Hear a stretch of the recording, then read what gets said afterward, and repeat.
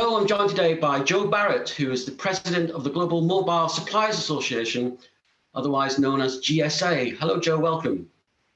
Hi, Ken. Joe, GSA has recently published a report, Evolution from LTE to 5G. Perhaps you could just give us the key findings. Yes, we've been producing this report. Initially started off as a 3G to 4G report, now a 4G to 5G report. And it is our most popular download from the GSA website. Right, okay. In terms of 5G development and commercialization, has there been an impact from the pandemic, COVID? Has that slowed down things? Have you found that or not? Not at all. I mean, we've now got 180 5G commercial networks, and that's been faster rollout than 4G. And I don't see we've seen any slowdown there. I think maybe even an acceleration. Right. As operators have recognised there is, more people working from home. There's a requirement for, more video calls using the different video platforms. And so there's been a higher demand on networks and, obviously people working from home using fixed and mobile broadband. And I know you've also recently published a report on 5G Standalone. What's the adoption of that? Can you give us a snapshot? Yes, I mean, that 5G Standalone brings more flexibility from network architecture and implementation.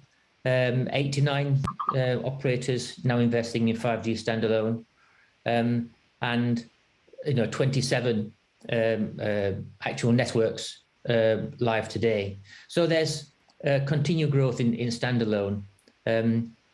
So I think that's one of the key trends that we're going to see now over the next 5 years. In terms of frequency bands, I mean, I think I'm right in saying that most 5G deployments are in C-band. I think that is the case, but increasingly operators are looking to other frequency bands, aren't they? Maybe just tell us about trends there. Yes, I mean, we have a very large spectrum group within the GSA, split into the different ITU regions. So I think 150 participants. And we have a low band, mid band and high band spectrum team as well. And mid band, as you said, has definitely been a key focus over the past few years, C band especially. And the interesting thing is, the majority, I think it's 89% of all 5G devices that have been announced are supporting C-band or the mid-band spectrum. So yeah, that sub 6 gigahertz spectrum has been the most popular for 5G. And we're seeing, new spectrum being auctioned. A lot of it in the C-band and the mid-band area. Perhaps one use case that might get overlooked is fixed wireless access. How are you finding 5G-based FWA adoption? Is that building up popularity? Yes, I think, a lot of the fixed wireless access, and that's been going back quite a few years, and a lot of it is 4G based today, but a growing amount of fixed wireless access is from 5G as well. We actually now have a 5G forum, and so we produced a catalogue of ecosystem showing the devices and chipsets and modules available from 34 different vendors in the industry. So that has been a good thing.